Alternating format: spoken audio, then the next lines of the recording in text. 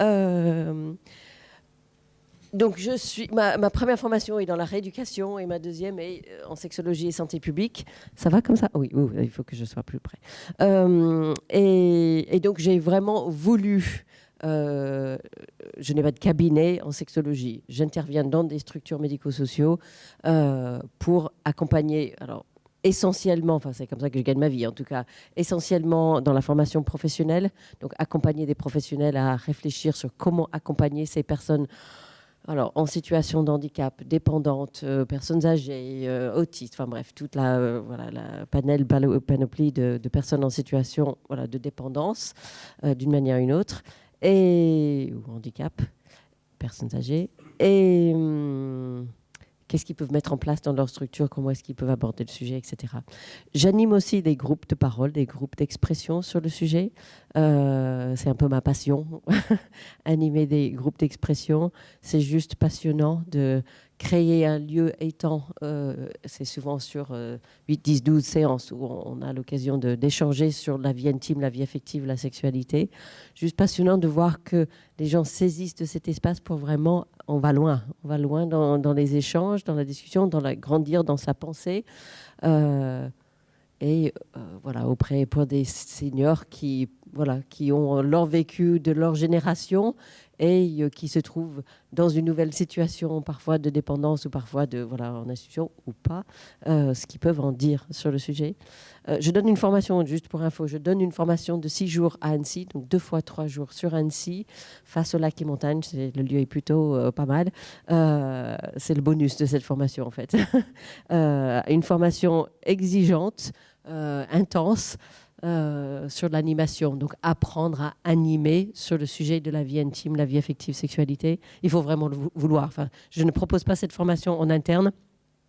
Il faut vraiment vouloir s'impliquer sur le sujet et se mettre beaucoup en question parce que quand on va animer, ça demande... Il y en a pas mal qui sont ici, qui ont suivi cette formation. C'est chouette que vous organisez. Il y a une réunion de famille pour moi. Merci beaucoup. Je propose, et vous allez voir dans une partie de cette discussion, je propose des temps de discussion, d'échange avec les familles, parce qu'on n'avance pas sur ces sujets sans impliquer les familles. Donc, voilà, on en parlera tout à l'heure. Impliquer les familles de seniors. Et donc, je fais des consultations individuelles.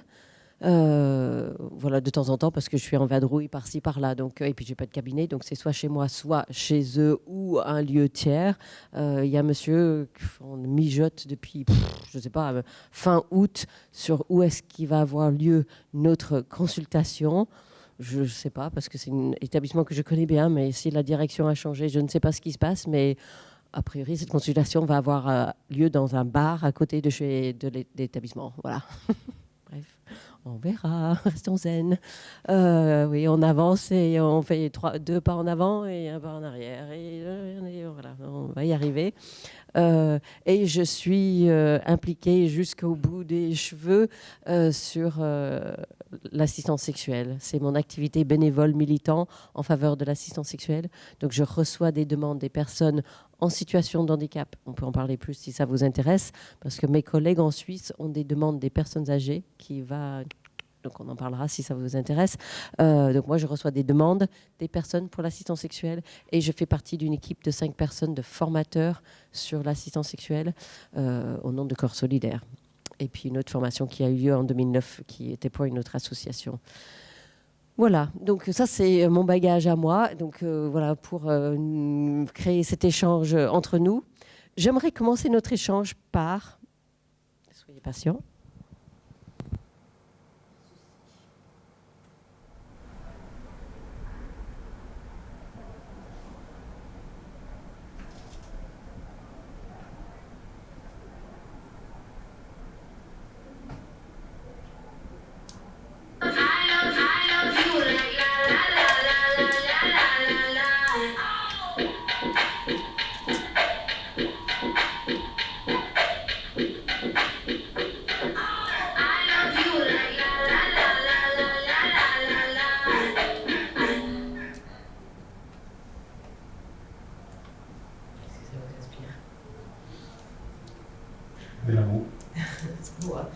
avec ça, c'est en anglais, c'est pour ça que je viens. Sauf si vous êtes anglophone, je peux vous faire la suite si vous voulez. Allez chercher, c'est Relate, donc c'est une campagne de pub. Relate Ranken, R-A-I-K-E-N. Donc ils ont fait cette campagne de pub, donc ils font des entretiens avec des personnes âgées sur leur sexualité. C'est juste top. C'est vraiment, vraiment super bien.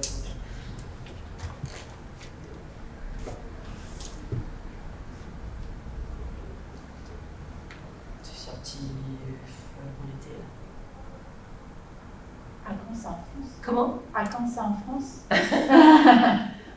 Pour ça, nous faisons avancer le public, on peut espérer.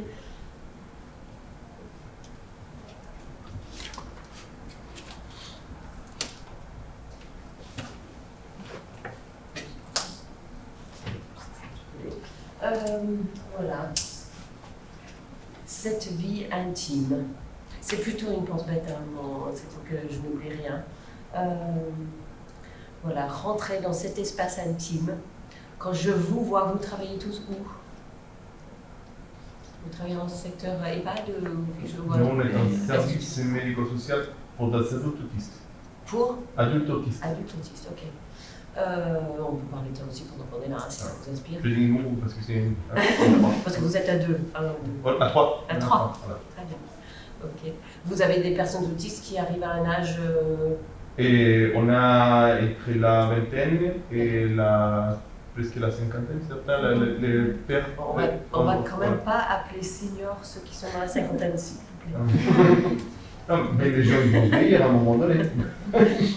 Mais alors, on peut commencer par là. Est-ce que vous vous rendez compte à quel point, déjà dans la population ordinaire, ce que les personnes ont gagné en âge, en général, mais si on parle des personnes en situation de handicap, je vous donne l'exemple. Dans les années 80, on disait qu'une personne trisomique avait une espérance de vie de 35 ans. Aujourd'hui, je ne sais pas si vos établissements sont exemplaires sur le sujet, mais on les trouve à 60, 65. Ils mangent mieux, ils ont meilleur suivi médical, ils font des activités, leurs problèmes justement médicaux sont traités à temps pour que ça n'ait pas trop d'impact. Donc voilà, donc c'est cette chose si exceptionnelle d'être professionnel et s'immiscer dans une vie intime. Une vie intime est censée être derrière une porte fermée. Et dans vos structures, la porte est, j'allais dire, pour certaines structures un peu ouverte. Pour certains, moi je vous ai juste donné l'exemple, ça remonte à il y a quelques années quand même. J'étais appelée à intervenir dans une structure d'un EHPAD à Paris, en ville à Paris. Je suis rentrée dans ce bâtiment, mais comme... Je suis rentrée, je suis montée au 3e étage, je circule dans les couloirs, les portes étaient ouvertes, les gens étaient à poil. J'étais gênée de me trouver dans cette situation. Je me suis dit, mais c'est pas normal là ce que je vis. Je devrais pas pouvoir rentrer comme dans un moulin, je devrais pas voir des gens avec leurs portes ouvertes et à poil et par-ci et oh là là, ça m'a... voilà. Donc, vous êtes quoi de formation? Moi, je suis sociologue. Hein? Aide-soignant. Aide-soignant? Conseillère en économie sociale. D'accord. Mesdames? Nous, on est étudiantes en psychomotricité. D'accord, très bien. Voilà, pareil. Oui. Et pour vous? Étudiante ergothérapeute. D'accord. Et pour vous? Auditeur libre. Voilà. Très bien. Et vous? Éditeur. Éditeur, très bien. Voilà, donc vos différents métiers risquent de vous mettre face à cet intime qui est hors du commun. Je veux dire, c'est très... Même à l'hôpital, on va dire, même à l'hôpital, on n'est pas face à cette intimité. Peut-être ça peut être ponctuel, mais là, les gens s'inscrivent, des professionnels dans ces différentes structures ou différentes moyens d'accueil des personnes âgées, se trouvent à s'immiscer dans le domicile, dans l'intimité, dans l'EHPAD, dans l'intimité, mais à long cours. Dire qu'on intervient comme infirmière et on vient faire une piqûre, on voit les fesses, on met une pommade sur les lèvres ou comment on appelle ça, pas une supervisoire, une ampoule vaginale. Ok, c'est ponctuel, mais ces professionnels se trouvent tous les jours dans cette intimité, vont connaître cette intimité, vont s'impliquer dans cette intimité. Pas simple. Bien. J'aimerais qu'on commence par là, par ce besoin essentiel d'être humain, d'être touché. Et touché, mais réellement touché. Et je crois que tous, on peut dire, depuis que Covid a fait intrusion dans nos existences, qu'est-ce que ça nous a manqué. Voilà. Mais un vrai toucher, je te prends dans les bras, on sent cette chaleur humaine. Oui. Comment? Ne serait-ce que faire la bise. Ouais. C'est vrai, quand on n'a pas fait la bise à personne, parce que c'était mon cas pendant de longs mois, quand je me suis retrouvée à faire la bise à quelqu'un, être proche comme ça m'a fait bizarre et je me suis dit, mais ça m'a manqué. Alors, ça manquait à certains, mais quand je pense au spectre autistique, qu'est-ce que ça leur fait des vacances de ne pas avoir à faire la bise? Eux, ils se disent, gardons le masque, bisons plus, c'est fini. Ouf, un truc une obligation sociale qu'on peut mettre à la poubelle. Oui, tout à fait. Bon, ben voilà. Bon. Et même dans le spectre autistique, je veux dire, ça c'est un genre de mythe qu'on a, que les autistes n'aiment pas être touchés. C'est faux et archi faux, pour certains. Certains peuvent apprécier se toucher, voilà, être touché. Et quand on parle de toucher dans le soin, j'allais dire toucher avec des gants, toucher, j'allais dire superficiellement, c'est une chose. Manipuler, on va dire, manipuler. Donc ils ont peut-être des mains sur leur corps, peut-être, mais ce n'est pas un toucher, voilà, qui tient, qui donne envie de se câliner dedans. De la tendresse. Quelle place pour la tendresse dans nos structures. Quelle place peut avoir la tendresse? Je pense à des personnes âgées qui vivent encore seules. Quelle place a la tendresse? Peut-être ils ont la visite de leur famille, peut-être. Ben d'ailleurs, beaucoup se plaignaient de ne plus voir leurs petits-enfants, parce que c'est cette tendresse qui leur manquait, cette tendresse avec des petits. Voilà, manque de tendresse. Ou quelle place a la tendresse en institution, en EHPAD? Est-ce que les professionnels se permettent cette tendresse? Est-ce qu'ils se permettent cette tendresse entre personnes accueillies? Caresse. Allez, on passe la vitesse supérieure. Voilà. Pourquoi on est si peur de ces tendresses, caresses? Voilà. Que l'être humain en a tant besoin. On sait que, c'était des singes pour qui on a fait cette étude, mais des singes étaient capables de se laisser mourir de faim. Ils avaient de quoi manger, mais sans le câlin qui allait avec, comme d'être allaité, ils étaient prêts à préférer la tendresse, la caresse, la chaleur, humaine chaleur auprès de l'autre, plutôt que d'être nourri. Donc voilà, l'être humain a fait ses choix là, dans ce cas-là. Et les relations intimes. Enfin, moi, j'ai travaillé en Roumanie pendant 1 an. C'est juste en le disant que ça m'a rappelé à quel point cette manque, quand je l'ai écrit sur mon PowerPoint, ça n'a pas fait ça, mais en vous le disant, j'ai travaillé dans un orphelinat en Roumanie, des orphelinats en Roumanie pendant 1 an, et j'ai vu un enfant être abandonné. Donc c'est sa grand-mère qui l'a amené dans l'orphelinat. Il était un poupon, quoi, tout rond, tout beau, tout, voilà, il tenait debout. Donc il avait autour d'1 an, 14-15 mois peut-être. Et dans l'orphelinat, les règles, c'était quarantaine pendant 15 jours. Cet enfant qui a été déposé par sa grand-mère, qui ne pouvait plus s'occuper de lui, il a montré la porte pendant 1 semaine. La 2e semaine, donc personne n'est venu, à part lui donner à manger, personne n'est venu. Il s'est allongé, il s'est endormi pendant 1 semaine, du style, l'être humain n'est plus là pour moi, je m'endors. Quand il s'est réveillé, voilà, il avait le regard vide, il avait des cernes, et il se met à balancer. Voilà. Donc j'ai vu un enfant se laisser abandonner parce qu'il n'avait plus cette chaleur humaine pour lui. Ces orphelinats ont créé des enfants handicapés, psychiquement. Donc, non, c'était dur. Bref, des relations intimes. Alors, je dis intime avant de dire relation sexuelle, parce que j'allais dire une relation intime, on partage de l'intime. L'intime, c'est quelque chose à soi et on décide avec qui on le partage. C'est ça, l'intime. C'est à moi, mes pensées, mes émotions, mon corps, voilà, et je décide avec qui je le partage.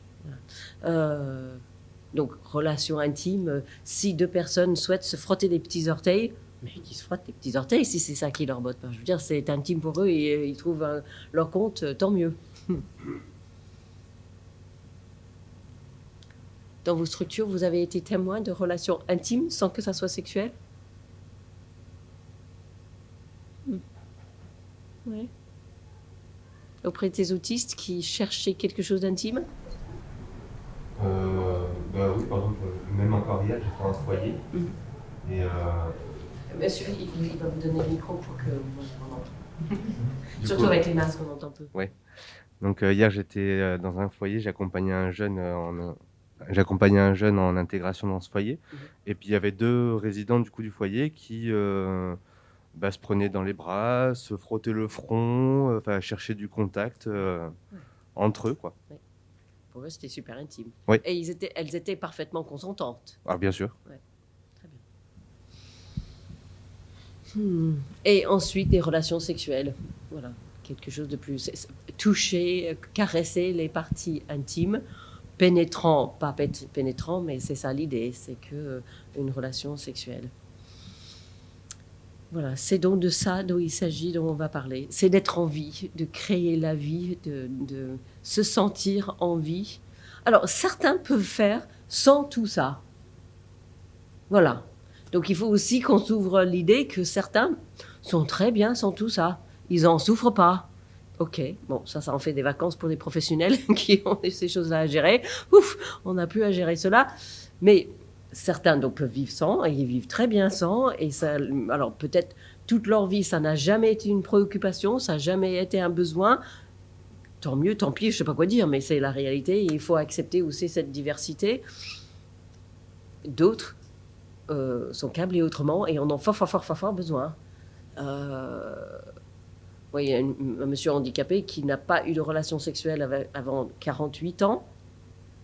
38 quand on s'est rencontrés la première fois.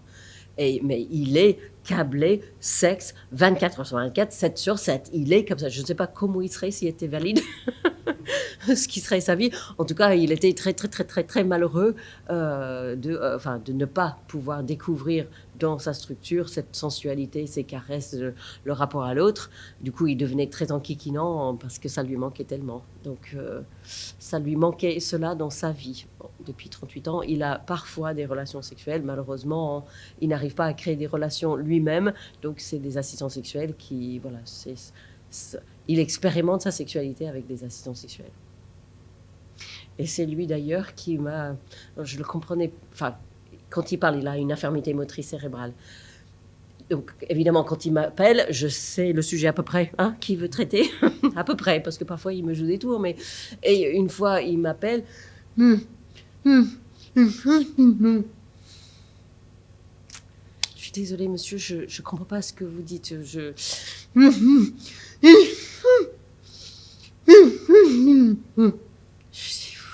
déteste ça quand je ne comprends pas. En fait, ce que j'entends, c'est que j'entends incontinent.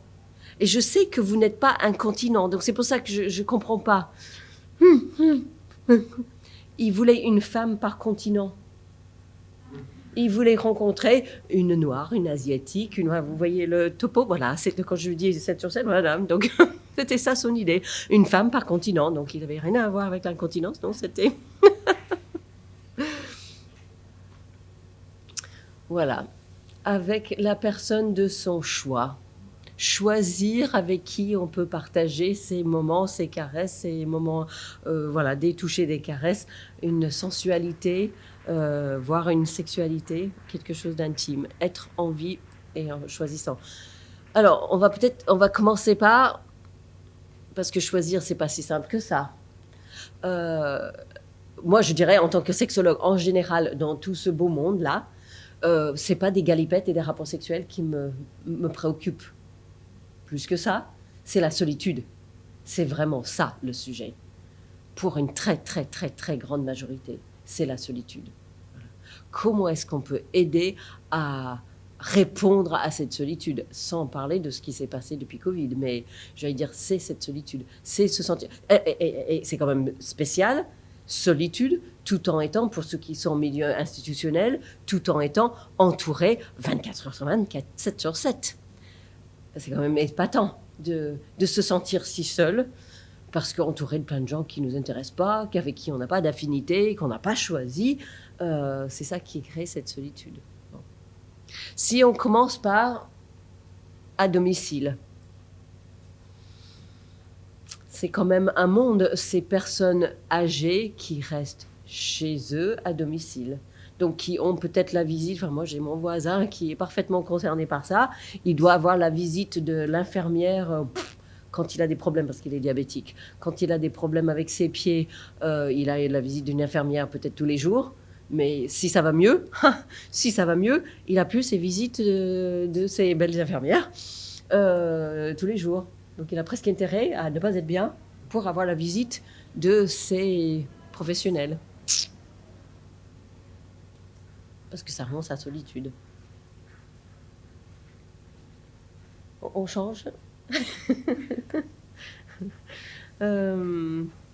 Voilà, donc ces personnes à domicile, j'allais dire, c'est souvent ce qu'on préfère, enfin financièrement c'est ce qu'on préfère, parce que ça coûte parfois moins cher d'être à domicile, jusqu'à un certain point où on a besoin d'aide à domicile.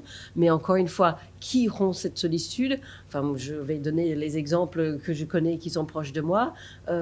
C'était des personnes très différentes de leur culture qui rentraient dans leur maison, qui posaient quand même une certaine difficulté. Je vais faire un truc très schématique. Vous avez des personnes âgées qui ont grandi en France entre les années 20 et aujourd'hui, voilà, c'est centenaire, c'est ça, qui ont vécu dans leur pays dans ces conditions-là, qui ont vécu leurs conditions de vie, et ces personnes qui sont aides à domicile, c'est des personnes d'origine africaine, d'origine étrangère, avec qui, a priori, ils se disent, parce qu'ils ne se connaissent pas, qu'ils se disent on n'a pas beaucoup d'affinités. Ils découvrent une affinité, mais au début, c'est peut-être pas très simple de faire rentrer quelqu'un que tu ne connais pas, qui est peut-être d'une culture, d'une religion, d'une couleur de peau que tu connais pas.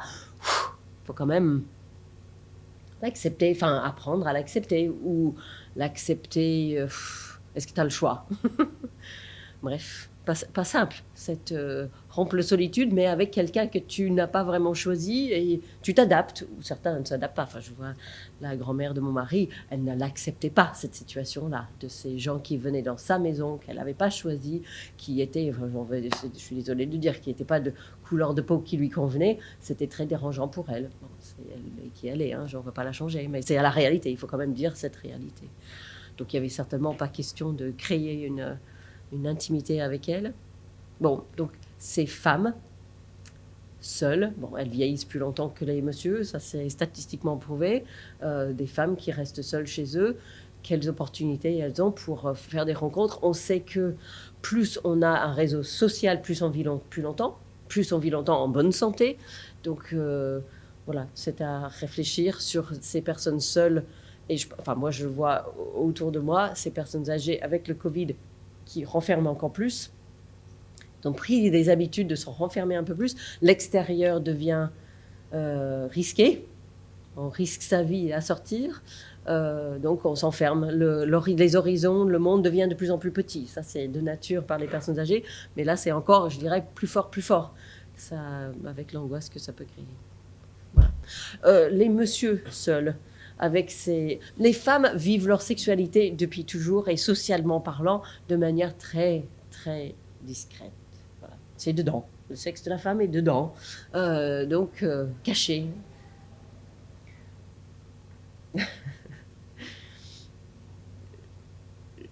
Je vous raconte ce que j'ai fait donner une formation en région parisienne lundi, mardi, mercredi, jeudi. Et j'avais la chance sur la deuxième groupe, d'avoir le chef de service dans la formation.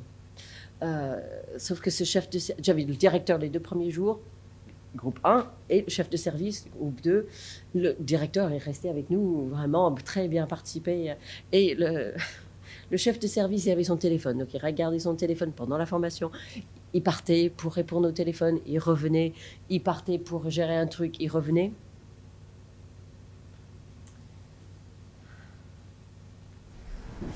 Quand il était sorti, j'ai mis à sa place. Vous savez ce que c'est? Le gel lubrifiant. Je lui ai dit, quand il rentre, donc il regarde, c'est quoi ça? Je lui ai dit, c'est du gel lubrifiant. Parce que pour avoir un rapport sexuel, du va-et-vient, ça peut être très intéressant. Mais pendant une formation, c'est très irritant. Voilà, quand on vient pour une formation, on y reste donc, mesdames, sauf si vous voulez partir avec le gel lubrifiant. On y reste, non. Ici, c'est un autre contexte, donc faites comme vous pouvez. Voilà. À domicile, donc oui, les messieurs et les dames. Les messieurs, parfois des aidants qui interviennent à domicile des personnes âgées. Parfois, ces aidants sont sollicités sexuellement. Est-ce que tu veux bien me caresser par-ci ou je t'attrape par-ci pour faire comprendre que j'aimerais bien que tu m'aides par là? C'est une situation très complexe pour les aidants de se trouver face à ces demandes d'attouchement. Pour des dames, c'est beaucoup plus discret. Ça ne veut pas dire que ça n'existe pas, ces demandes, mais c'est plus discret. Mais je pense que si on tend une perche par rapport à la solitude, par rapport à peut-être cette manque de caresses, de toucher, peut-être ils auraient quelque chose à dire sur cette manque de... Si on leur pose la question à ces dames. Donc peut-être tendre la perche. Qu'est-ce qu'on risque à tendre la perche? Peut-être qu'on aura une demande de « oui, je me sens un peu seule, je n'ai pas été avec un homme, une femme depuis longtemps ». Enfin, voilà, on essaie de rompre cette... en dire, au lieu d'esquiver, au lieu de faire comme si ça n'existait pas. Enfin, moi, je suis de ce style-là. Mettre les 2 pieds dans le plat, c'est toujours mieux, je trouve. Si ça ne répond pas, c'est que ce n'est pas un sujet où je ne suis pas prêt à en discuter. Mais à votre place, oui, je n'ai pas dit, oui. Un couple dans son intimité. Pour vous, tiers qui intervenez, risquez d'intervenir dans ces lieux d'intimité d'un couple, comment s'immiscer là-dedans? Voilà. Parce qu'ils vont peut-être vous dire, vous allez peut-être voir des bleus, des parties intimes un peu écorchées. Qu'est-ce qui se passe dans cette intimité de ce couple chez eux ou seul? Voilà, attouchement sur le professionnel. Vous êtes libre, ça fait partie.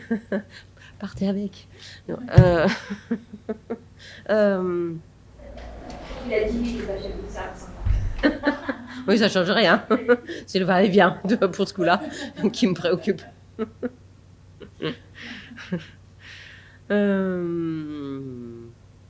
J'allais dire, quand on est professionnel et si on subit des attouchements de qui que ce soit, enfin un attouchement qui n'est pas souhaité, vous êtes, par la loi, vous êtes dans votre droit de porter plainte. Bon, je trouve que très souvent, les soignantes, voilà, de la preuve ici, vous êtes 3, et voilà, beaucoup plus de femmes que d'hommes, supportent cet attouchement, trouvant, on va dire, excuses, raisons. Ok, jusque quand? Et quand est-ce qu'on dit, ça suffit, je ne peux pas être touchée sur mes parties intimes, mes fesses, mes seins, lors de mes interventions professionnelles. Je ne peux pas. Ça met ma santé mentale en difficulté. Là, c'est, voilà, vous êtes libre de porter plainte. Ça peut aider aussi à débloquer une situation de porter plainte, hein, de dire oui, cette situation ne peut plus durer.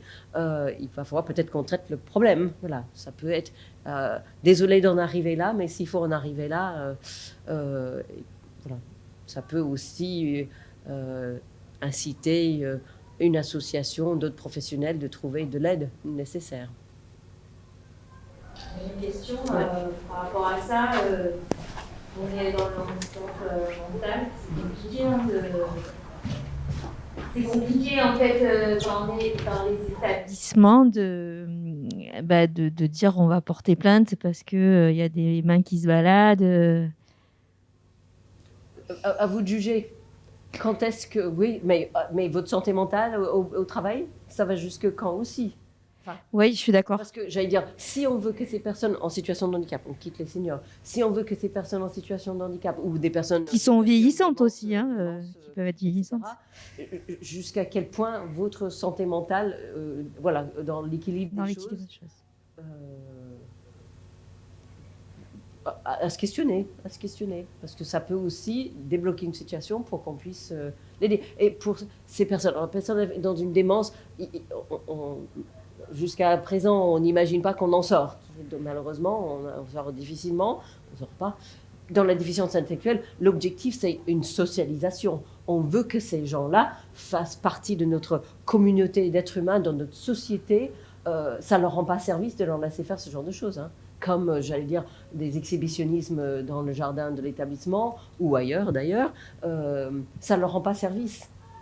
Donc, c'est à s'attaquer, éducativement parlant, mettre le paquet pour qu'on essaye d'avancer et ce que cette personne s'inscrive dans notre société. Se mettre à poil, en caressant son sexe devant les autres, c'est pas accepté, ce n'est pas acceptable dans notre société. Donc, quelque part, on accepte qu'il ne fasse pas partie de nous. Et ça, moi, personnellement, je ne peux pas. Il faut peut-être qu'on investisse beaucoup d'énergie et beaucoup de temps pour l'aider à s'en sortir de ses attouchements. Mais je vais lui donner un exemple. On m'a contacté pour un homme trisomique, je ne sais pas, une quarantaine, hein, et ça faisait depuis très longtemps. Mais enfin, on en avait jusque-là on vient toucher les seins, toucher les fesses. Et on m'appelait pour dire, on pense qu'il a besoin d'une assistance sexuelle, parce que vous avez entendu parler d'assistance sexuelle. Je suis dans son établissement, il me connaît de personne, cet homme trisomique. J'ai mes supports, différents supports que je peux vous montrer ici, supports images, supports poupées sexuées, etc., pour en parler. Je veux une copine. Je veux une copine. Donc en fait, son comportement archi mal adapté, il me l'a dit. J'imagine qu'il l'a dit autour de lui. Je ne peux pas imaginer qu'il l'a inventé parce qu'il est devant moi. Voilà la réponse. Je veux dire, c'est pas une assistance sexuelle. C'est absolument que l'équipe. Donc moi, je me retourne vers l'équipe qui m'a demandé de venir pour dire à vous le boulot.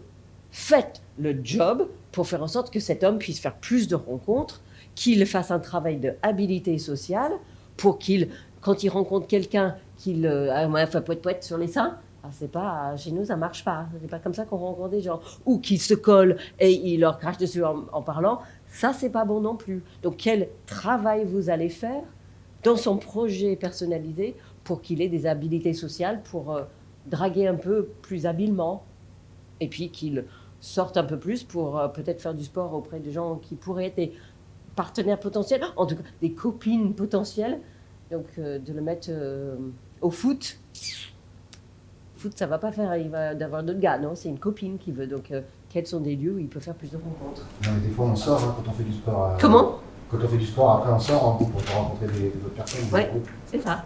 Oui, C'est ce que je voulais vous dire. les footeux se retrouvent et peut-être ils vont croiser des filles. Après, des fois, oui, il y a des moments plus festifs et ils rencontrent d'autres groupes. Oui, si c'est pour faire 2 fois par semaine du foot et c'est 1 fois par mois qu'il fait des rencontres, je me dis, pour ce qu'il veut lui, il veut une copine.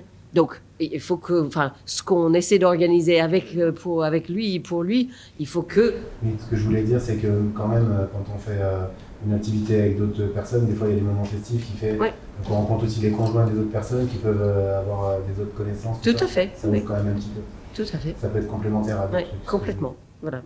C'est bien, si je parlais de solitude institutionnelle en général, c'est bien ça le problème, c'est qu'ils sont entre eux, entre les mêmes qui vivent dans le même établissement pendant... Bon, les seniors, c'est moins le cas. Il y a du roulement, enfin, la fin de vie, quoi. Qu'est-ce qu'on peut dire? Oui. Donc, ce que j'aurais envie de dire pour ceux qui interviennent à domicile, vraiment, et moi je suis intervenue dans plusieurs associations d'aide à domicile, vraiment encourager les associations et les structures d'aide à domicile de travailler le sujet de vie intime, vie affective, sexualité intime, parce que c'est des personnes souvent pas très formées, même archi pas formées même, c'est des braves personnes avec beaucoup de bonne volonté, beaucoup d'énergie qui interviennent dans ces aides à domicile. Et c'est quand même surprenant à quel point on ne traite pas le sujet de l'intime dans le cadre de leur travail. On va traiter ce qui est l'hygiène des sols, l'alimentation, sauf que quand ils sont, elles, majoritairement sont concernés, il faut quand même les aider à avoir cette formation pour traiter le sujet de cette intervention dans l'intime, dans les structures. Donc, voilà. Analyse de la pratique. Ouais.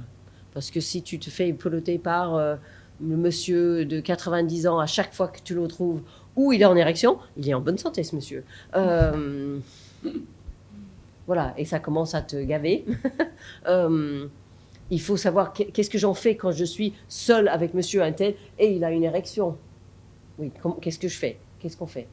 Moi, premièrement, je dirais, il faut quand même dire des choses. Et moi, je fais un peu d'humour, quoi. Je veux dire, si à 90 ans, 95 ans, il a une érection contrôlée, ah oui, mais félicitations, monsieur. Par contre, moi, je ne peux pas intervenir à ce moment-là. Donc, est-ce que je vous laisse et je m'occupe de la vaisselle pendant que vous vous occupez de votre érection, ou est-ce qu'on se dit, voilà, comment on va faire? Parce que je ne peux pas travailler. Parce que ça, c'est sûr et certain, quand on intervient auprès de personnes, vous ne devez, c'est un problème éthique de votre travail. On ne peut pas masturber quelqu'un dans le cadre de son travail. Point. Vous ne pouvez pas intervenir dans l'excitation de ces personnes dans le cadre de votre travail. Il y a une infirmière qui m'a même posé la question. Hein. Est-ce que dans le cadre de mon travail, c'est une jeune infirmière qui rentrait dans le métier, est-ce que je suis obligée de masturber quelqu'un? Alors déjà, tu voulais dire, parce que je vais revenir vers la masturbation. Je vous laisse finir d'abord. Vas-y. La masturbation, c'est tout seul. On ne masturbe pas quelqu'un. C'est ça que je veux dire. On va caresser le sexe de quelqu'un. Ça, oui, mais ce n'est plus de la masturbation. La masturbation, c'est tout seul. Donc, voilà. Donc, c'est pas une question de... Il me demande de le masturber. Non, non, non, non. Si il souhaite se masturber, c'est lui qui s'en occupe. C'est parce que j'ai plein de trucs dans ma valise que j'aimerais bien sortir, mais on peut faire ça tout à l'heure. Donc, non, monsieur, je ne peux pas caresser votre sexe dans le cadre de mon travail. Il va dire, ben, revenez tout à l'heure, c'est bon. Voilà. Et tu voulais rajouter? Oui, ben, ma question, c'était, est-ce que vous avez beaucoup de personnes qui... des soignants ou des éduques qui sont dans les établissements, qui ont des demandes à ce niveau-là? Ah oui, ah oui, ah oui, ah oui, ah oui, tout le temps. Et des personnes âgées inclus. Ah oui, énormément. D'ailleurs, en Suisse, parce que j'interviens pour une association suisse Corps Solidaire dans la formation des assistants sexuels et des demandes d'assistants sexuels. En Suisse, parce que l'assistant sexuel est dans le cadre de la prostitution qui n'est pas punie par la loi en Suisse, ni les clients, etc. On a des dames dans des EHPAD qui demandent une assistance sexuelle. Une demande que moi, je n'ai pas encore eue en France. Mais on a des dames, donc j'allais dire de plus en plus. Voilà. Donc, et des messieurs qui demandent une assistance sexuelle.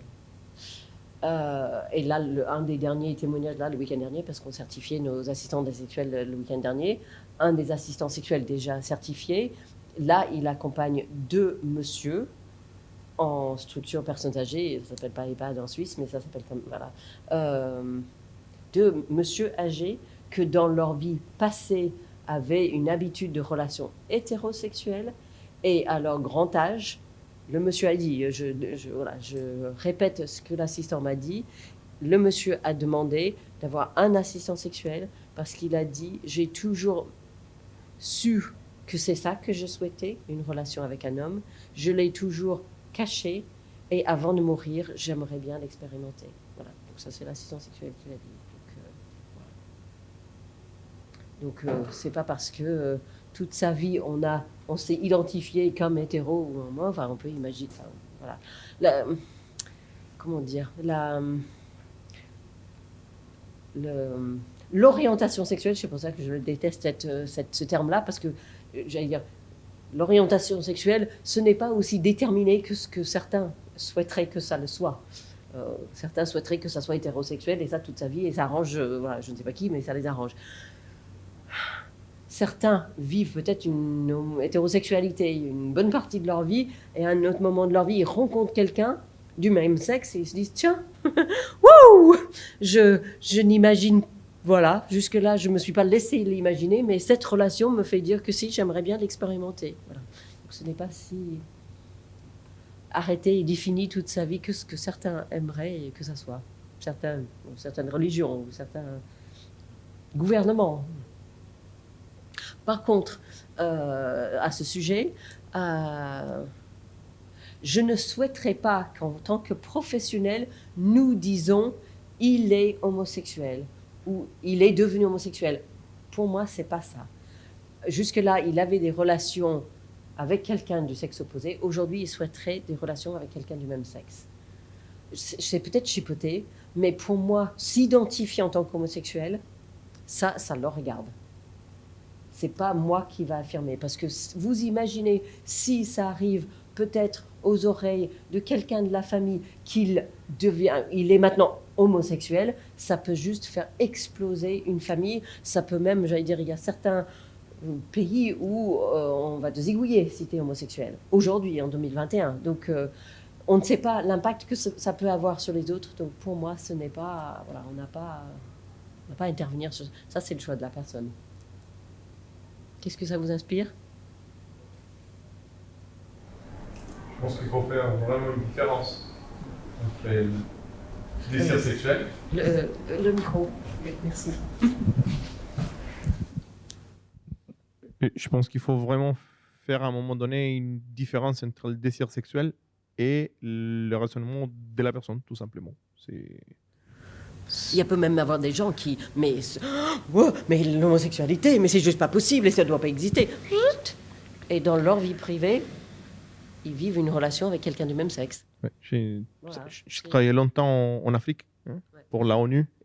Dans quel pays? Et j'étais un peu partout, entre la Somalie, le Congo, et en Syrie. Je passe un peu partout. J'ai fait vraiment le grand tour. Mais c'est des choses qui n'étaient pas du tout traitées. Et on a essayé petit à petit, pendant des années, introduire dans les projets médico-sociaux qu'on faisait avec les services d'inclusion sociale de la ONU et dans des travaux. C'était compliqué par la culture, par cette fermeté qu'il y avait et que ça existe encore aujourd'hui. Il y a des gens qui sont vraiment zigouillés. Hein. C'est pas de faux. Je l'ai vu. Donc ça va très loin parfois et que malgré ça, il faut quand même essayer de faire comprendre. Et ça avance petit à petit, mais on a encore un chemin. Et aujourd'hui, ici, en France, on a une capacité d'ouverture à entendre, à faire plein de choses. Je me rendais compte aujourd'hui, c'est quand même difficile. Malgré toutes les ouvertures, malgré toute la place des paroles, les voilà aujourd'hui. C'est quand même tabou. C'est quand même, il faut réfléchir et faire comprendre. Ça avance peu à peu. Merci. Bien. A priori, personne ne travaille ici dans un EHPAD pour l'instant. Quels sont des espaces intimes prévus dans la structure? On peut le dire en EHPAD, mais toutes les structures dans lesquelles vous risquez de travailler, l'intervention de hier, c'est quel espace intime possible et de quelle façon c'est intime. J'ai posé la question dans l'établissement où j'étais juste la semaine dernière, mais ça fait partie du questionnement en permanence. Quel espace intime ont-ils? Quand ils sont en EHPAD ou s'ils sont en structure médico-sociale, quel est l'espace intime? Légalement, la chambre. Légalement, j'ai dit. Et en pratique, est-ce que c'est intime? Parce qu'on a dit au départ, l'intime, c'est ce qui est à soi, et on invite là les personnes de son choix dans cet espace. Est-ce que leur chambre, ils peuvent refuser à ce que quelqu'un rentre dans leur chambre? Non. C'est pas intime pour le coup. Est-ce qu'ils peuvent inviter qui ils veulent dans cette chambre? Non plus. Donc, la conclusion, c'est leur chambre n'est pas un espace intime. Et encore pire, et je l'ai entendu, je ne sais pas où ce document va être diffusé, mais l'ARS incite à ce qu'on sous-loue leur chambre s'ils sont partis pendant des vacances. Ça, je trouve ça, pour moi, c'est juste scandaleux. Si on essaye de faire en sorte que ces personnes déficientes, par exemple, comprennent que c'est leur espace intime, et quand ils partent en vacances, ils vont enlever leurs affaires parce que quelqu'un d'autre va y coucher. Désolé, mais qu'est-ce que vous voulez qu'ils comprennent? C'est pas possible. Si on trahit leur espace qui est censé être intime, tout d'un coup c'est pas intime, c'est pas intime. Voilà. Donc pas simple. Hein. Vécu comme une intrusion. Comment? Ça va être vécu comme une intrusion. J'espère bien que c'est vécu comme une intrusion. C'est plutôt bon signe. Et puis il faut leur dire que c'est une intrusion. Ils ont quel autre lieu intime ils ont dans leur existence? C'est où?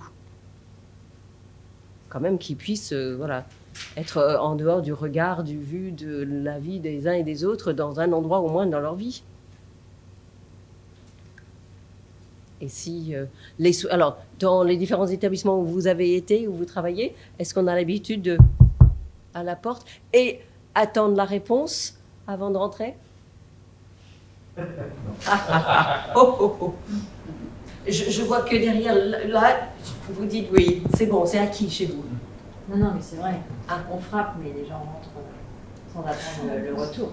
Mais souvent, on me dit, enfin, et moi je le travaille en groupe de parole, souvent on me dit, oui, mais réponds pas, ou ils disent oui. Donc du coup, on rentre. Donc du coup, ça se travaille aussi. Enfin, on aimerait que toutes ces choses-là tombent du ciel, mais ça tombe pas du ciel, donc il faut le travailler. Donc en groupe de parole, on va faire des sortes de jeux de rôle en disant, tu es habillé, tu es en train de regarder la télé. Oui.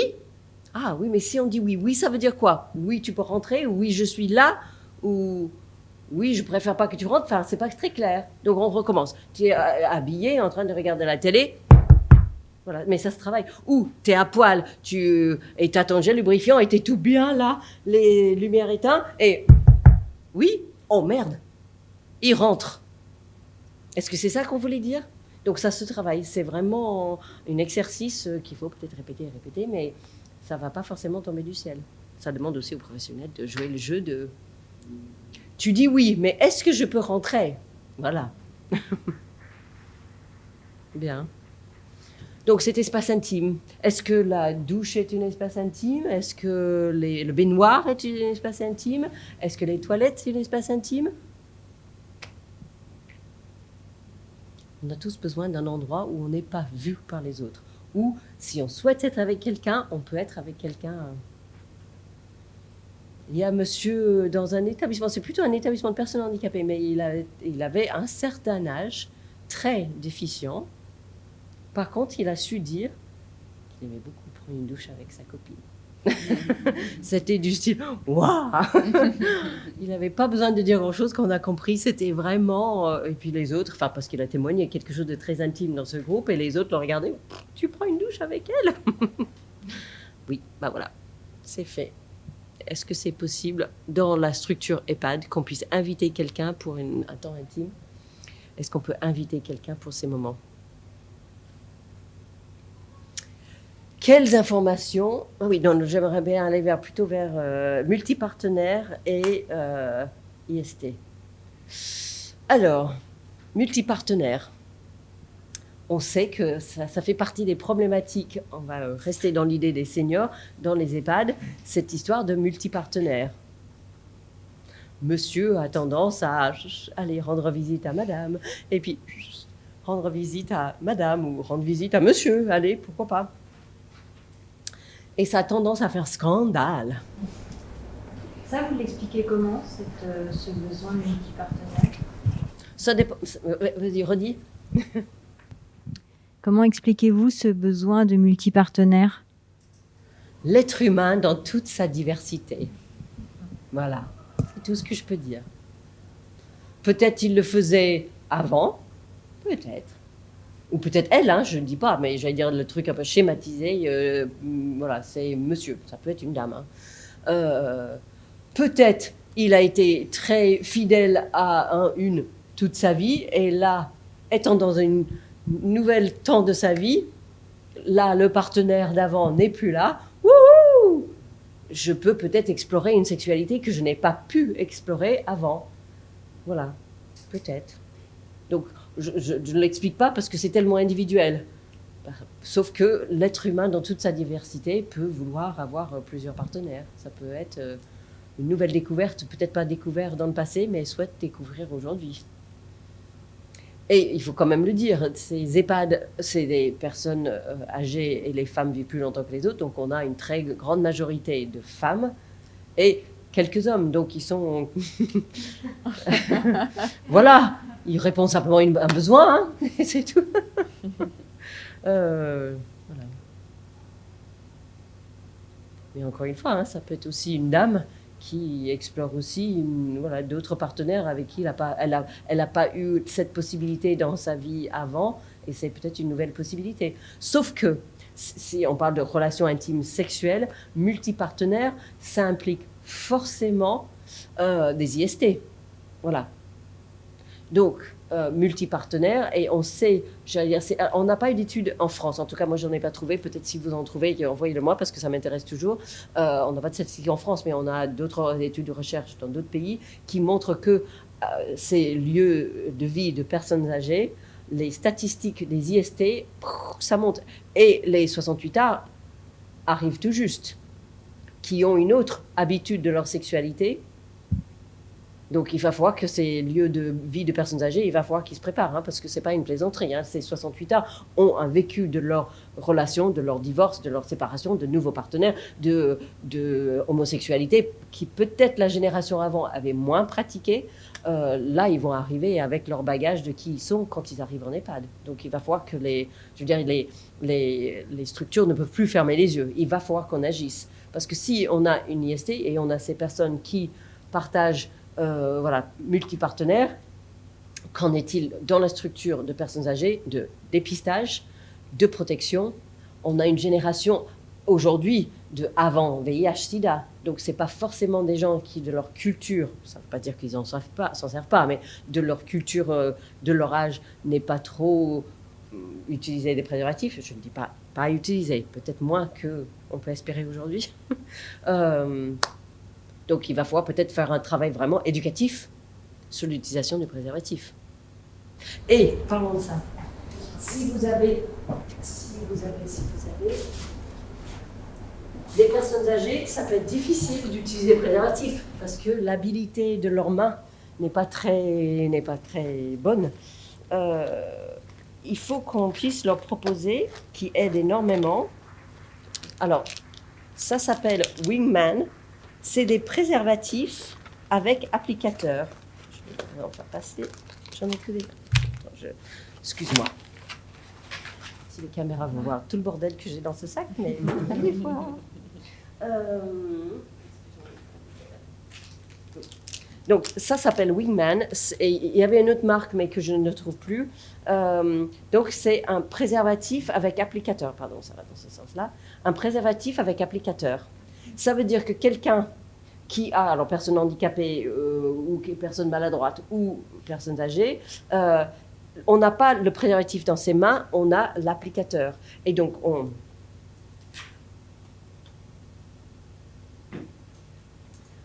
moi, j'utilise des objets de ce style-là. J'utilise toujours, et je ne l'ai pas là, parce que ça, j'utilise pas là, mais enfin, si jamais je parle de préservatif, j'ai toujours un schéma corporel de la tête aux pieds, le sexe en érection. Si vous voulez que je le sorte, il n'y a pas de souci, c'est dans mon sac. Mais c'est tout. Quand on parle préservatif, schéma corporel, sexe de la tête aux pieds. Je ne veux pas voir. Enfin, j'ai vu quelqu'un dans un salon avec des images de ça. Pour qui le schéma corporel est un peu compliqué, des schémas où on voit que des 10 cm autour du sexe, c'est juste incompréhensible. Donc, s'il vous plaît, cherchez des images de la tête aux pieds. Je vous en montre. Enfin, j'ai que ça. Vous voyez, tous mes statuettes, c'est les corps en entier. Tous mes images, c'est le corps en entier. Tous mes schémas corporels, c'est le corps en entier. Arrêtez avec ces schémas qui sont coupés. S'ils ont bac plus 6, ok, je veux bien. Donc un sexe factice, oui. Au regard de leur âge, est-il nécessaire d'être aussi précis dans les explications? Est-ce que c'est pas les infantiliser que de faire ça? Qu'est-ce que vous en pensez? Pour moi, c'est d'être factuel. Factuel. Si quelqu'un me dit, mais il ne faut pas me prendre pour un con, hein, je ne vous prends pas pour un con, c'est juste pour qu'on soit sûr que tout le monde sait où on est. Si on a des doutes, au moins, là, on est sûr. Moi, je veux bien... réagissons comme ça, moi je veux bien, hein, mais je veux bien me justifier. Moi, ce que je constate, ce n'est pas si évident que ça du tout, le schéma corporel, et comment ça fonctionne, et pourquoi ça fonctionne comme ça. J'allais dire, vous ne pouvez pas imaginer le nombre d'hommes que j'ai pu croiser dans ma carrière qui ne sont pas au courant que c'est que des spermatozoïdes qui sont fabriqués dans les testicules, et le sperme se fabrique ailleurs, c'est quand on est en érection que les deux se mélangent. Ils pensent que tout se fabrique dans les testicules. Mais c'est des gens bac plus 6 qui n'ont pas eu d'information. Donc, ce qui semble évident pour les uns et les autres, c'est pas toujours si évident. Voilà. Donc, je préfère qu'on dise ça, c'est factuel, et factuel, on y va. Donc, oui, je disais, par rapport à ces préservatifs avec applicateur, donc, ces préservatifs, donc si on a des difficultés avec ses mains, ou si du coup, on a une meilleure prise que juste le préservatif. Si ça vous intéresse, c'est pas très Covid. J'ai une question. J'ai une question pour savoir comment c'est accueilli, ce genre de sensibilisation, Qu'est-ce qu'on se marre. Voilà, Voilà. ça les fait rire. Bon. Ah non, mais on passe un super bon moment. Enfin, ça dépend comment on s'y prend. Hein. Ça, c'est Il vraiment, vous- ça, c'est vraiment taille unique ou- Alors oui, tout à fait, c'est taille unique. Donc, mais quand on arrive au testicule, on écarte le. Vous voyez que c'est, on écarte le plastique et on jette le plastique et le préservatif reste. Oui, effectivement. Non, c'est justement pas. Non, ça se trouve pas en pharmacie. Même d'avoir des tailles différentes en pharmacie, c'est pas. Il faut parfois demander à la pharmacie d'avoir des tailles différentes. Parce qu'ils n'ont pas toujours des tailles, petite taille, grande taille, ils n'ont pas toujours toutes les tailles. Non, pas en pharmacie. Moi, je les commande sur leroidelacapote.com. Ça s'appelle comment là-bas? Wingman.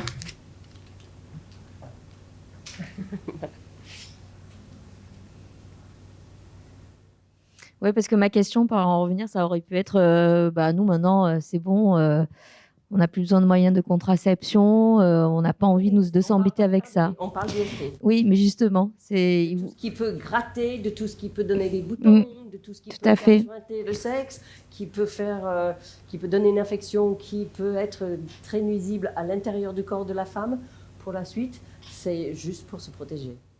Et ils accueillent bien cette prévention. Autant que n'importe qui, hein. Après, tu fais ce que tu veux, hein. On est libre d'infecter multipartenaires, si on veut, hein. Enfin, moi, je sais qu'il y a une dame dans un hôpital psychiatrique. Elle était dans un foyer et elle est partie à l'hôpital psychiatrique. Elle a eu l'occasion de multipartenaires pendant qu'elle était en hôpital psychiatrique et est revenue. Et c'est une fois que quelques mois sont passés où elle était HIV positive et elle avait donné à 4 autres personnes. Donc c'est pas parce qu'on est personnes âgées ou déficients ou je ne sais pas quoi ou handicapés qu'on n'est pas concerné par ces IST. Donc oui, il faut se protéger. C'est universel. C'est universel. Lorsque vous intervenez donc, dans des EHPAD ou autres établissements, que vous faites justement cette formation, vous abordez aussi du coup les multipartenaires et les IST ou est-ce que c'est autre chose à côté? Moi, je ne suis pas du planning familial, enfin, je n'ai rien à dire par rapport au planning familial. Moi, quand j'interviens dans ces structures, c'est pour créer un groupe de parole, un groupe d'expression. Donc, on parle de l'amitié, de l'amour, enfin, je veux dire, ça va avec la discussion. Donc, ça fait partie des sujets à traiter, voilà, des sujets, multiples sujets à traiter. Moi, je n'interviens pas que pour de la prévention, parce que pour moi, ça c'est du mécanique, quoi. Mais il faut questionner la relation à soi, la relation de son corps vieillissant, voilà, qu'est-ce qu'on fait de ce corps vieillissant qui a mal, qui est un peu rigide et raide, mais qui est éveillé sensuellement, voire sexuellement. Qu'est-ce qu'on y fait? Comment inviter quelqu'un dans sa chambre qui n'est pas son mari, qui est décédé depuis 5 ans et on craint de ce que les enfants vont dire. Enfin, je veux dire, c'est ça la discussion. La partie prévention, c'est annexe à toute la discussion qu'il faut avoir, leur permettre d'avoir.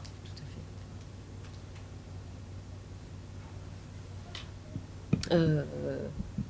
Oui, du coup, qu'est-ce qui se dit aux familles?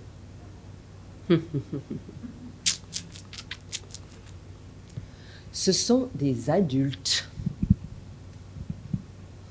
âgés.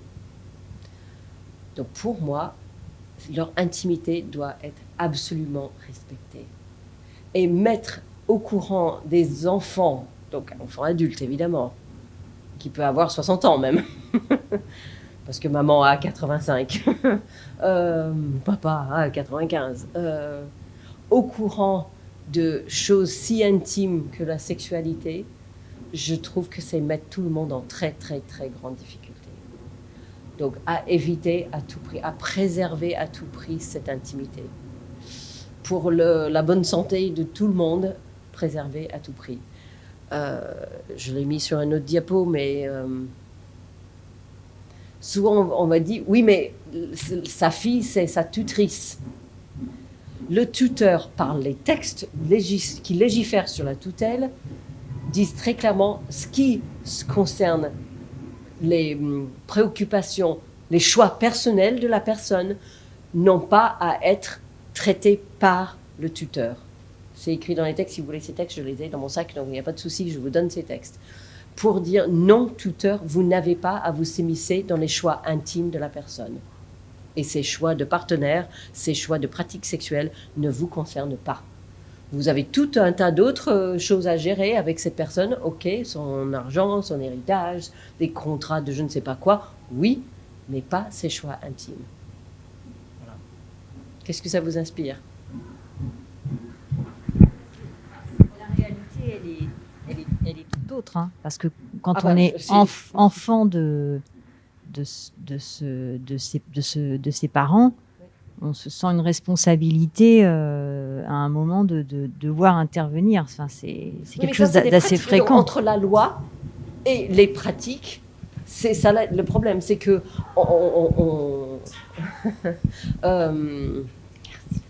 on a la loi telle que c'est prévu par la loi et les pratiques qui sont tout autres. Donc moi je dis, faites ce qui dit la loi et changeons nos pratiques pour le bien de tous. Comment ? Oui, mais parce que mais c'est ça qu'il faut faire, c'est ça qu'il faut. Dire, oui, on peut rester silencieux et ça change rien. Ou on peut dire très clairement, et, enfin, on va en parler de ce lien avec les familles, mais il faut, mais ils seront pas. Mais justement, il faut aussi se dire, il faut leur permettre d'avoir cette confiance dans la structure pour protéger leurs parents, maman, papa, personne âgée. Voilà. Donc il faut pouvoir leur démontrer, on parlera après. Excuse-moi, je vais prendre mon...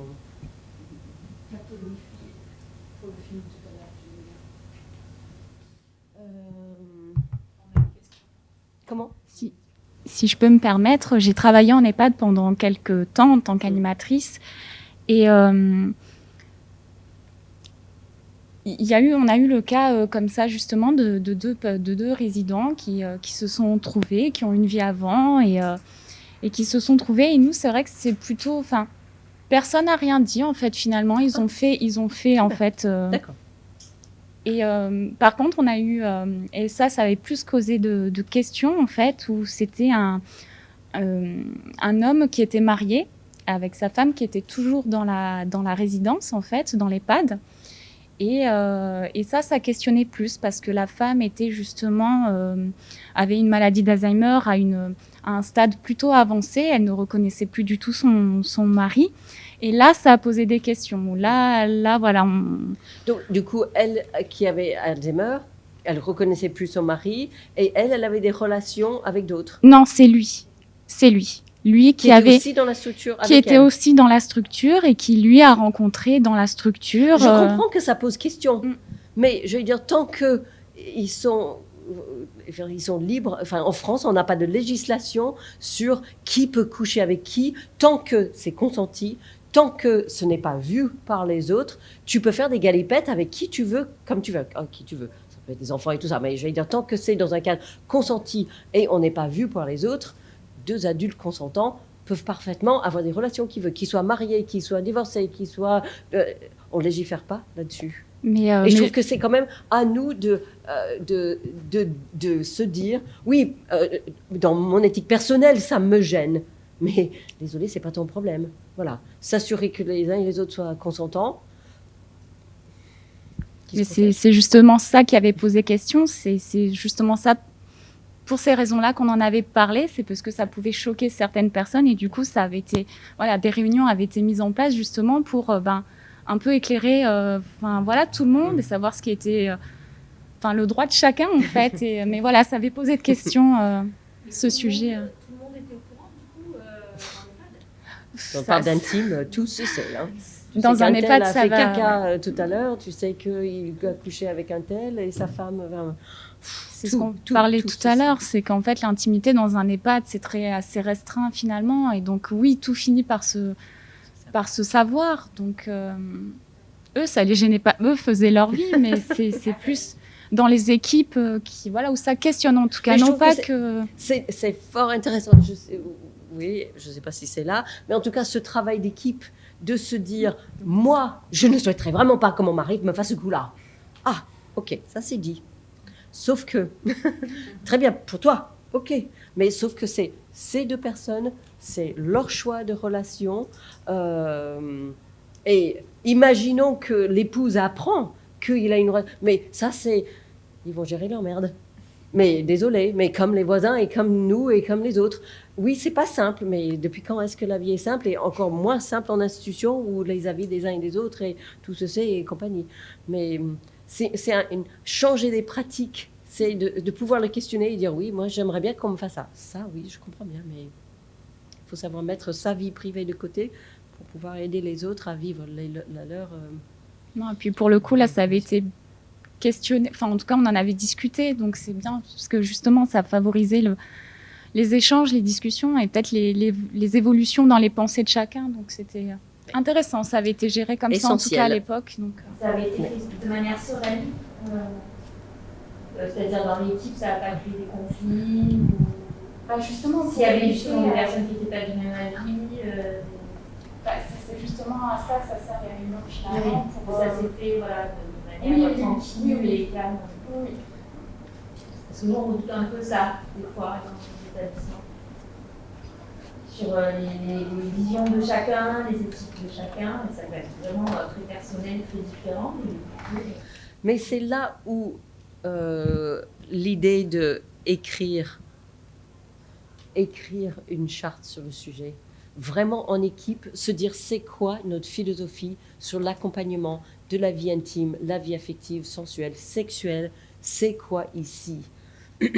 Pour que tout le monde se dise, voici comment notre concept de l'accueil ici, et que ça soit écrit, qu'on fasse ce travail d'échange et discussion en équipe, qu'on écrit tous ensemble, qu'on le valide, qu'on le fasse remonter à la direction pour qu'il le valide, pour qu'on puisse annoncer aux familles, voici notre philosophie sur l'accueil de ce qui est intime ici. Dans la mesure du possible, les familles ne seront pas informées de relations intimes.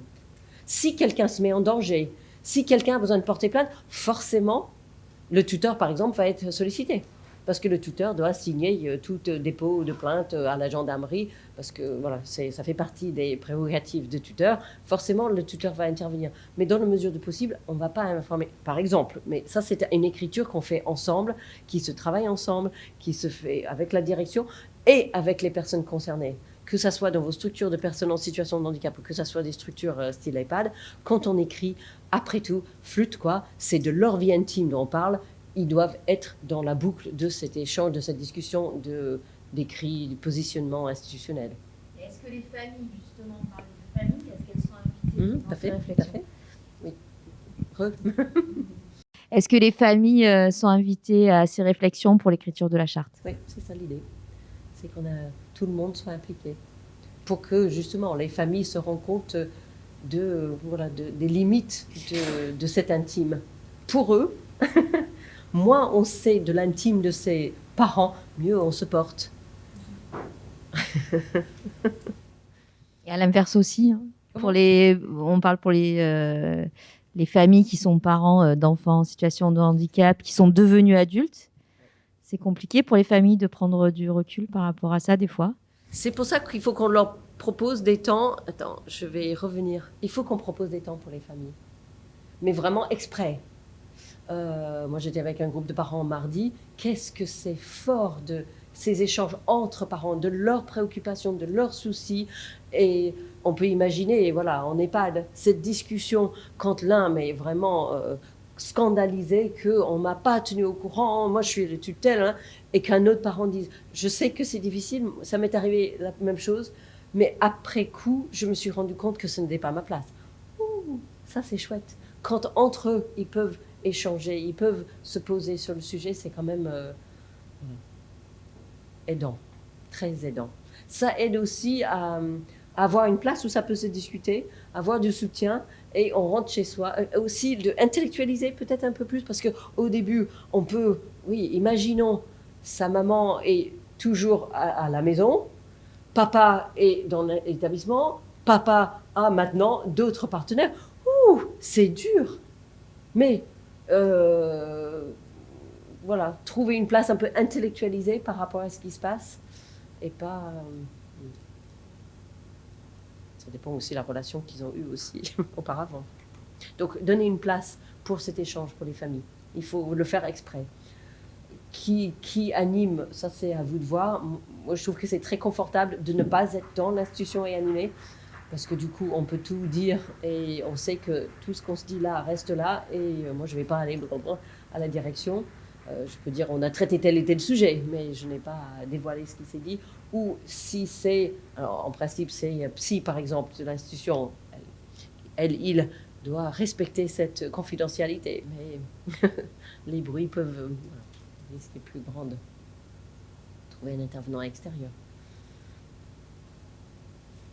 Quoi d'autre?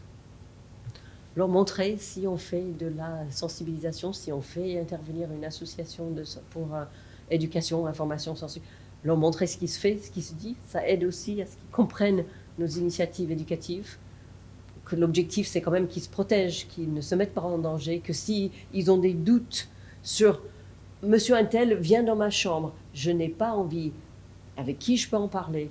Il faut que les personnes sachent qu'ils ont de l'aide parmi les professionnels, s'ils ont des doutes.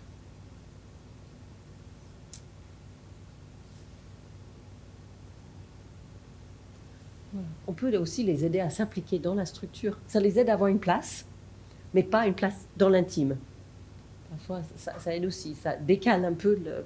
Voilà. Ils sont très préoccupés par ce qui se passe dans l'établissement, l'intime de leurs enfants ou parents dans l'établissement. Donnez-leur un rôle à jouer dans l'établissement, mais qui n'est pas quelque chose d'intime. Ça peut aider. Oui, je voulais revenir par là. Les traitements que les personnes âgées peuvent avoir, tout comme les personnes handicapées. Quel impact ces traitements peuvent avoir? Alors, souvent, on ne se préoccupe pas trop quand ça impacte les libidos. On va dire que les libidos soient un peu tassés, qui va se plaindre? Sauf que des personnes peuvent se plaindre que tel médicament donne une sécheresse vaginale, donne des problèmes érectiles, donne... C'est raison numéro 1 pour laquelle les gens arrêtent leur traitement antidépresseur. Mais ça, c'est en général sur toute la planète. On va dire, ça suffit, je n'ai plus de libido, donc vos médicaments, vous pouvez les mettre où je pense. Parce que non, qui va vouloir prendre un médicament de ce style quand on se rend compte? Sauf que... est-ce que vos médecins vous informent de l'impact que ces médicaments peuvent avoir sur votre libido? Je vois. Contraception, ça peut impacter le libido. Parlez-en avec votre sage-femme, votre médecin. J'entends que les sages-femmes peut-être en parlent mieux que les gynécos. Donc, c'est l'occasion. On a vraiment fait un effort depuis 30 ans de mieux former les sages-femmes. La formation de sages-femmes est devenue bien plus exigeante. Donc, on a des sages-femmes qui sont très, très, très bien formées aujourd'hui. Et je trouve que, par rapport aux personnes en situation de handicap, ou en général, n'hésitez pas à solliciter des sages-femmes pour un suivi gynéco. Elles sont formées pour ça. Et elles peuvent être beaucoup plus disponibles et aussi traiter ces histoires de médicaments plus facilement. Le Modopar, ça s'appelle, pour le Parkinson, qui a un médicament. Donc, on donne pour le Parkinson... n'impacte pas le libido dans ce sens-là, mais plutôt éveille le libido. Donc si dans vos établissements de personnes âgées ou, je ne sais pas, même sans être dans un établissement, quelqu'un chez lui prend un traitement Modopar pour le Parkinson, ça éveille la sexualité, mais du style, même ça peut être très gênant ou très problématique, et les jeux d'argent, les jeux parier. Pourquoi les deux? Quel impact ça a dans le cerveau? Je ne suis pas neurologue, mais ça éveille. C'est des gens qui peuvent se mettre en difficulté à parier de l'argent et perdre de l'argent. Voilà. Donc c'est un médicament qui va dans ce sens-là.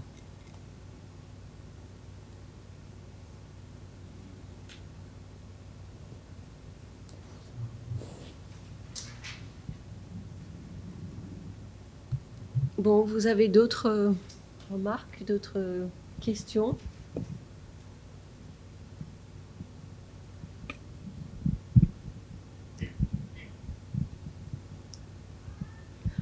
Certaines personnes, parce que manquant de partenaires, peuvent avoir besoin de... Par exemple, un sextoy peut les aider.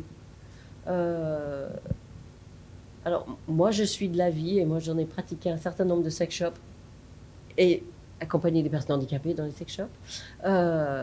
Les sex shops sont un endroit de bons conseils en gel lubrifiant de toutes sortes, de tout parfum, de voilà, toute efficacité, on va dire. Si vous constatez quelqu'un qui se blesse, qui blesse sa vulve, qui blesse son anus, qui blesse son sexe, il faut absolument conseiller peut-être du gel lubrifiant, ça peut aider déjà, et éventuellement un sextoy. Ça peut vraiment aider quelqu'un qui se blesse. Comment ? Vas-y.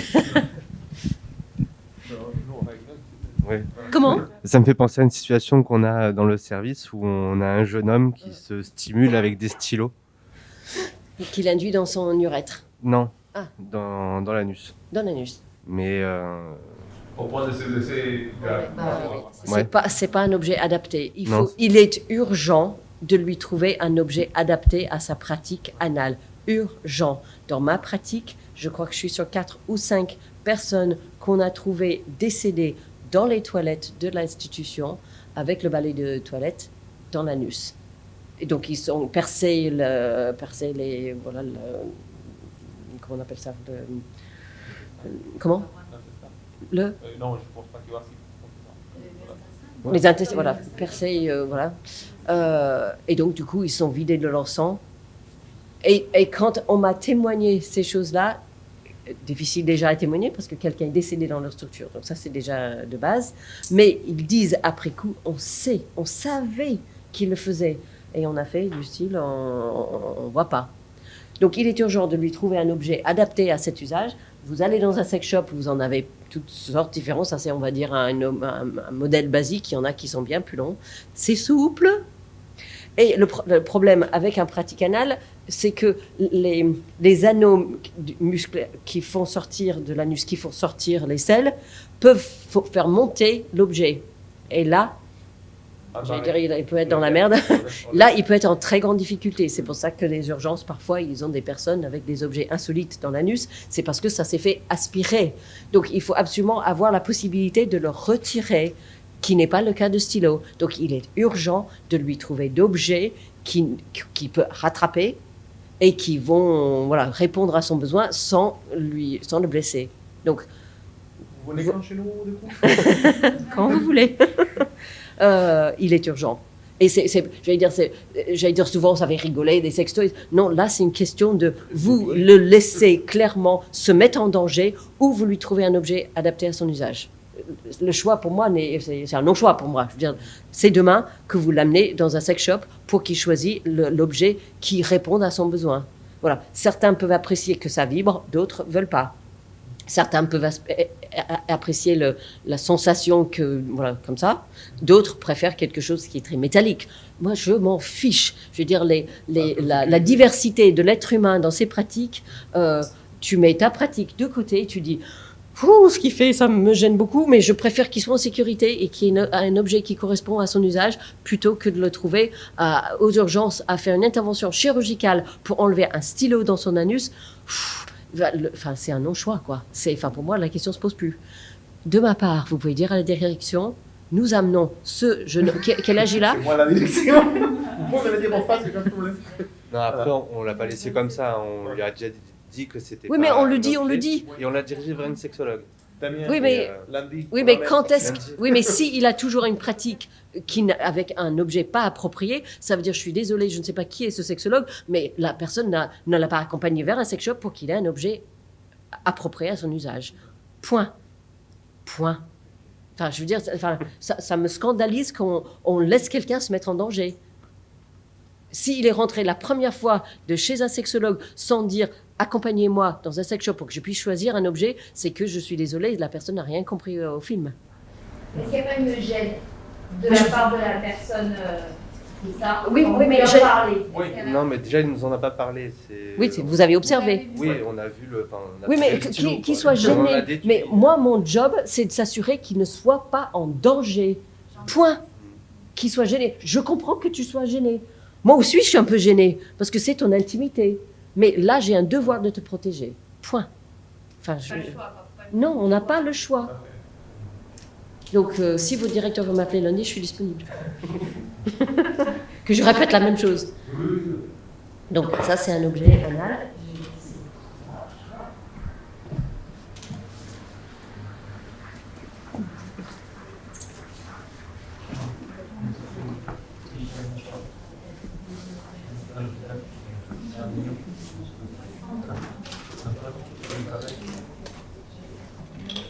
Oui, on n'est pas dedans, mais les éclaireurs,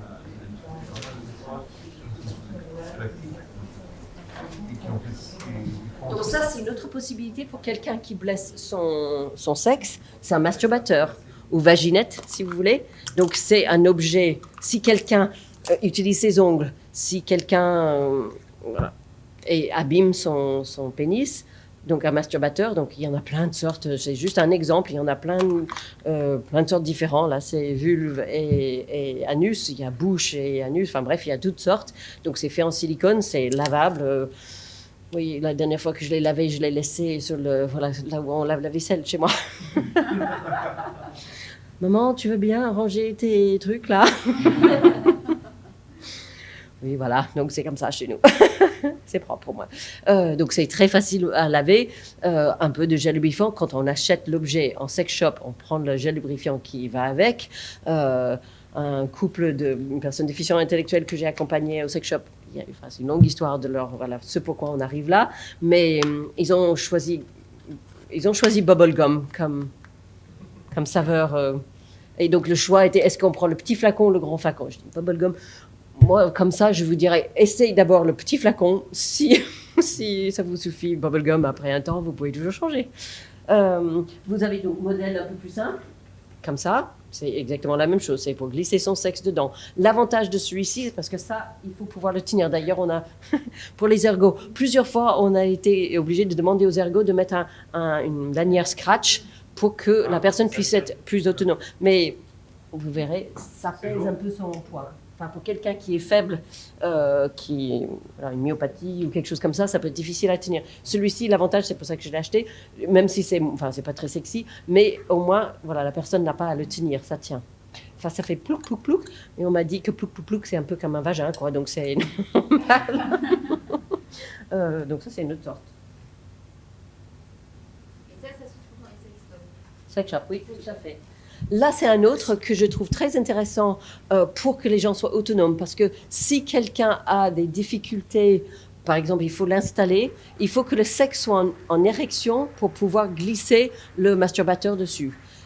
Qui peut être difficile pour certains soignants. Voilà, ça peut être à éviter d'être dans cette situation. Il vaut mieux que la personne soit autonome pour glisser ses objets sur son sexe. Celui-ci a l'avantage, c'est que non seulement il y a une lanière, mais on peut poser le sexe au repos dedans et l'allumer, et la personne va être plus autonome pour l'usage. Donc ça peut être pas mal. Allumer parce que ça vibre. Ça vibre, oui. Voilà, donc plusieurs vitesses, et voilà. Donc ça c'est pas mal, celui-là. Évidemment, pour les femmes, il faut qu'elles choisissent, hein, parce qu'il y en a, j'allais dire, ça c'est le plus basique des basiques. Après, il y en a un super élaboré, il y a et ça siffle et ça tourne et ça. Hein. Et il y a des petites tailles et des moyennes tailles, il y a des trucs, des méga trucs. Chacun trouve son plaisir là où il le trouve, donc pas de jugement. C'est pour ça, il ne faut pas commander sur Internet, désolé pour les sites web, sauf le roi de la capote, dans le sens parce qu'ils vendent plutôt du gel lubrifiant et des préservatifs. Mais allez dans le sex shop pour que la personne regarde, touche, entend la vibration, parce que par exemple les autistes, si ça fait zzz, ça marchera peut-être très bien, mais ça marchera peut-être pas. Il y a toute une chance même que ça marche pas. Donc il faut qu'ils entendent le bruit, le toucher, choisir pour soi-même. C'est un objet personnel. Non, un établissement n'achète pas de... pour la collectivité, ça ne marche pas comme ça. Voilà, non. C'est individuel, c'est dans son placard. D'ailleurs, on était en difficulté dans un établissement, enfin, ça fait un peu scandale. C'était des travailleurs de l'ESAT qui intervenaient dans la structure d'adultes pour le ménage. Et quelqu'un avait laissé, je ne sais plus quel sextoy, dans sa chambre, son espace intime, et ça a fait le tour de tous les ESAT et tout le foyer qu'un tel, une telle avait un objet. Voilà. Et donc, il faut aussi, peut-être parfois, ça peut être aussi un travail éducatif pour que la personne apprenne à le laver. plus ils sont autonomes avec leurs objets, mieux tout le monde se porte.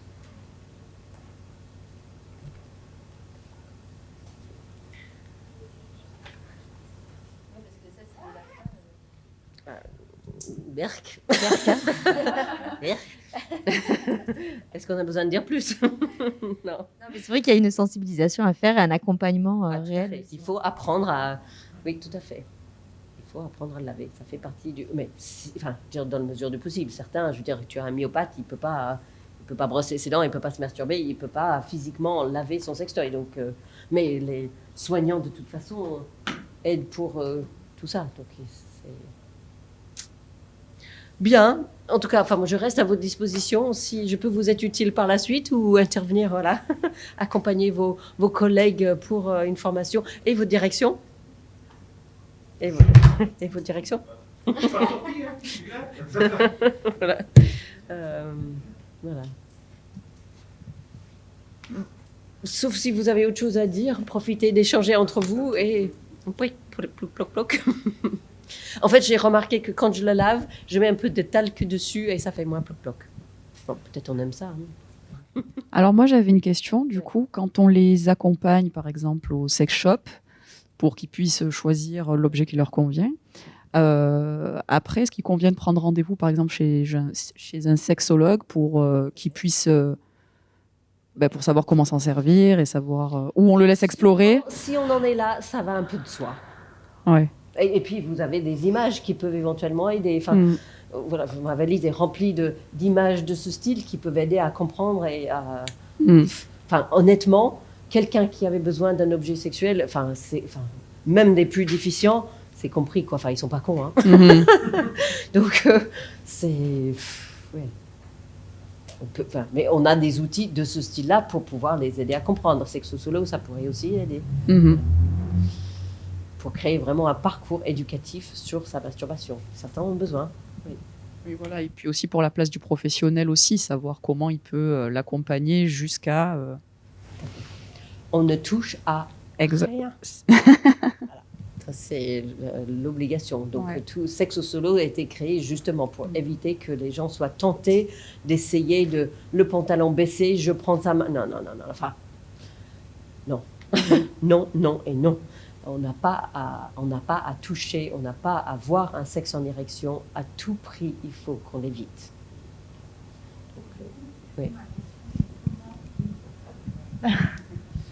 Du coup, ma question, c'est comment on peut accompagner une personne polyhandicapée, donc très empêchée dans son corps et voilà, très très limitée, qui peut se masturber, mais du coup se blesser, à utiliser un objet adapté, mais si cette personne ne peut pas, si elle peut l'utiliser, mais pas forcément, enfin, s'il y a besoin d'un accompagnement pour l'installation, enfin, ne serait-ce que... Bon, l'installation, j'allais dire, vous installez plein d'autres choses. Ça se travaille en équipe, c'est un vrai travail d'équipe. Qu'est-ce qu'on fait de celui-là avec ce problème-là? Donc, voilà. Et ça fait bientôt 25 ans que je traite ce genre de choses. Et très souvent, il y a un ou deux professionnels. Je ne souhaite pas être seule. Je souhaite que ça soit un binôme qui, on va dire, un peu les références sur le sujet pour qu'on dise, moi, ça ne me gêne pas. De toute façon, j'ai déjà fait ceci, j'ai déjà fait cela pour lui. Ça ne me gêne pas. Par contre, je ne suis pas seule. Donc, enfin, pas seule dans la pièce peut-être, mais pas seule j'ai quelqu'un avec qui je peux échanger sans que ça soit en réunion d'équipe ou en blablabla sur cet intime. Vraiment, j'ai un collègue avec qui je sais, on est dans la même optique avec lui. Et il faut imaginer que ça soit un assistant sexuel. Ça peut être imaginable aussi, pour que ça soit un tiers extérieur. Est-ce que cette personne polyhandicapée peut accepter un tiers extérieur? Enfin, vous voyez toutes les questions qui se posent. L'assistant sexuel peut intervenir là-dedans. L'assistant sexuel est formé pour intervenir dans l'intime. Voilà. Donc ça peut parfaitement être du job de l'assistant sexuel.